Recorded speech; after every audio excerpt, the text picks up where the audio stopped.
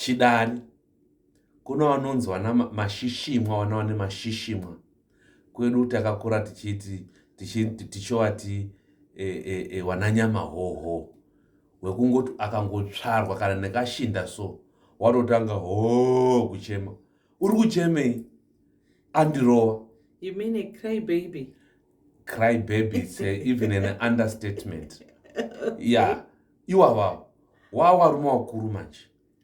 Wari wana vadiki unozvinzwisa, but kana amurume mukuru today amhanya kuna tete. Haasi kundidzisira mvura yekugeza. Ari kundipa sadza nenyama ine mabhonzo chete chete. Mukadzi wenyu muroora wenyu haasi kundiainira hembe. Even kubasa panguva yelunch vanhu vanogara dare so. Nyamahoho aunza nyaya dzemukadzi wake kuti dzizeiwe padapa palunch. My wife does this. She doesn't listen to me.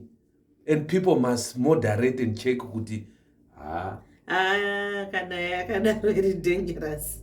Please, Nyamahoho azvidaro. Hautauri nyaya dzemukadzi wako nevanhu. Unenge wakaroorwa naNyamahoho, a man without spine.